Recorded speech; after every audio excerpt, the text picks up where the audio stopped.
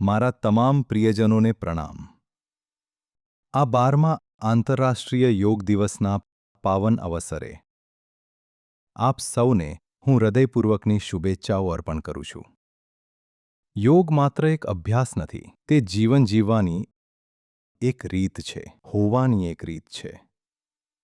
તે એક શાશ્વત વિજ્ઞાન છે જે આપણને આંતરિક યાત્રા તરફ આમંત્રિત કરે છે, જેથી આપણે સંતુલન, સ્પષ્ટતા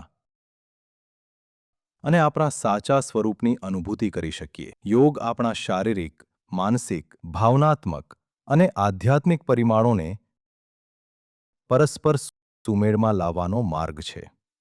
આ વર્ષનો વિષય આંતરિક સુમેળ, વૈશ્વિક શાંતિ. યોગના મૂળ તત્વને સુંદર રીતે પ્રતિબિંબિત કરે છે. વિશ્વમાં શાંતિ ત્યારે જ સ્થાપિત થઈ શકે જ્યારે દરેક વ્યક્તિના અંતરમાં શાંતિ હોય. વ્યક્તિગત શાંતિ જ વૈશ્વિક શાંતિ તરફ દોરી જાય છે. સમગ્ર વિશ્વમાં શાંતિ લાવવા માટે કોઈ જાદુઈ છડી નથી. જેમ જેમ યોગ સમગ્ર વિશ્વમાં સ્વીકૃત થઈ રહ્યો છે, તેમ તેના મૂળ સ્ત્રોતનો પણ સન્માન કરવો જરૂરી છે. યોગનો જન્મ જીવનની ઊંડી આધ્યાત્મિક સમજણમાંથી થયો છે, જે આપણામાં રહેલી અને સમગ્ર સૃષ્ટિ સાથેની એકતાના અનુભવ પર આધારિત છે. જ્યારે આપણે આ મૂળભૂત સાર સાથે જોડાયેલા રહીએ છીએ, ત્યારે યોગ માત્ર શારીરિક આસનો સુધી મર્યાદિત રહેતો નથી. તે એક રૂપાંતરકારી માર્ગ બની જાય છે. આજે આપણે જે સૌથી મોટા પડકારોનો સામનો કરી રહ્યા છીએ, તેમાં માત્ર પર્યાવરણ પ્રદૂષણ જ નહીં, પરંતુ વ્યાપક વિચાર પ્રદૂષણ પણ સામેલ છે, જે અન્ય તમામ પ્રકારના પ્રદૂષણનું મૂળ કારણ છે. અશાંતિ, નકારાત્મકતા અને અતિશય માનસિક પ્રવૃત્તિ, આ બધું માત્ર આપણા વ્યક્તિગત કલ્યાણને જ નહીં, પરંતુ સામૂહિક ચેતના, સમૂહ ચેતનાને પણ અસર કરે છે. ધ્યાન અને યોગ જેવી સાધનાઓ દ્વારા આપણે આપણા આંતરિક અવસ્થાને શુદ્ધ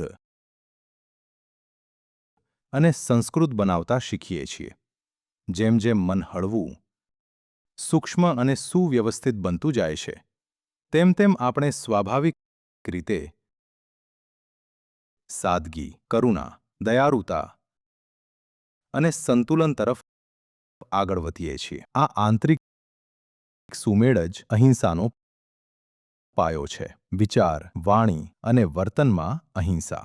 અહિંસા એવી કોઈ વસ્તુ નથી કે જેને આપણે પોતાના પર લાદીએ. તે તો અંતરમાંથી ખીલે છે. જ્યારે આપણું આંતરિક વાતાવરણ નિર્મળ અને શાંતિમય બને છે, ત્યારે અહિંસા સ્વાભાવિક રીતે પ્રગટે છે. ભગવાન મહાવીરે પોતાના સમગ્ર જીવન દરમિયાન વારંવાર અહિંસાના આ મહત્વ પર ભાર મૂક્યો હતો, અને તેમના પૂર્વાચાર્યોએ પણ યોગ દ્વારા વિકસાવી શકાય તેવી અનેક ગુણવત્તાઓનું મહત્વ સમજાવ્યું હતું. જ્યારે હૃદય શાંત હોય છે, ત્યારે આપણા સંબંધોમાં સુમેળ આવે છે અને આપણા કર્મોમાં સંવેદનશીલતા પ્રગટે છે. આ રીતે વ્યક્તિગત પરિવર્તન સામૂહિક ઉન્નતિનું કારણ બને છે. પ્રિય મિત્રો, ચાલો એક ક્ષણ માટે થોભીએ અને પોતાને એક સરળ પ્રશ્ન પૂછીએ. સુખની શરૂઆત ખરેખર ક્યાંથી થાય છે? ભગવદ્ ગીતા આ પ્રશ્નનો અત્યંત ગહન જવાબ આપે છે. જે વ્યક્તિ પરમ ચેતના સાથે જોડાયેલ નથી, હું ફરીથી કહું છું, જે વ્યક્તિ પરમ ચેતના સાથે જોડાયેલ નથી, તેને ન તો દિવ્ય બુદ્ધિ પ્રાપ્ત થઈ શકે, ન સ્થિર મન.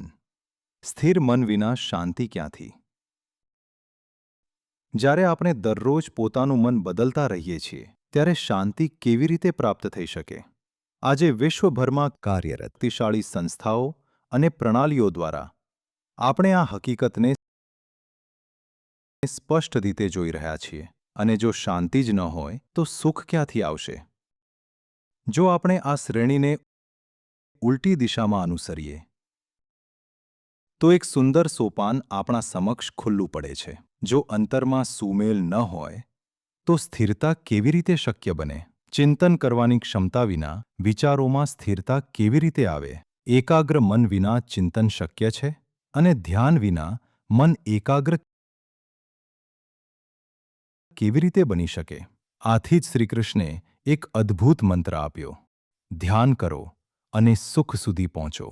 આ રીતે આપણે પગથિયે પગથિયે પ્રથમ સોપાન સુધી પહોંચી જઈએ છીએ. આપણે જે કંઈ શોધી રહ્યા છીએ, પરમ બુદ્ધિ, સ્થિર વિચારશક્તિ, અવિચળ શાંતિ અને પરિસ્થિતિઓથી પર રહેલું સુખ, આ બધાનો આધાર અંતે એક જ નિઃશબ્દ ક્રિયા પર છે: ધ્યાનમાં બેસવું અને પોતાના અંતરમાં રહેલા મૂળ સ્ત્રોત સાથે જોડાવું. ધ્યાન જ એવી શક્તિ છે જે દરેક પરિસ્થિતિમાં સાચું સુખ આપી શકે છે. એવું સુખ નહીં જે માત્ર અનુકૂળ પરિસ્થિતિઓમાં જ આપણને મળે, પરંતુ એવું સુખ જે સમુદ્રની ગહનતા જેવું અડગ રહે, ઉપર ઉઠતા મોજાઓથી અસ્પર્શિત. આથી જ હું કહું છું કે માત્ર અભ્યાસ સુધી મર્યાદિત ન રહો. અભ્યાસ તો દ્વાર છે, અનુભવ એક ગંતવ્ય છે, અને અંતિમ રૂપાંતર એ તેની પરાકાષ્ઠા છે. આ આંતરરાષ્ટ્રીય યોગ દિવસના અવસરે ચાલો આપણે માત્ર યોગના અભ્યાસથી આગળ વધીને તેના અનુભવ તરફ પ્રયાણ કરીએ. ચાલો આંતરિક સુમેળને પોષણ આપીએ, જેથી તે વૈશ્વિક શાંતિના સ્વરૂપે બહાર પ્રગટે. આપણામાંનો દરેક વ્યક્તિ આ વિશ્વમાં શાંતિનો એક સ્ત્રોત બને. આપ સૌને હાર્દિક શુભેચ્છાઓ અને સર્વોત્તમ મંગલ કામનાઓ. એવી શુભકામના. નમસ્કાર. આપ સૌનો ખૂબ ખૂબ આભાર.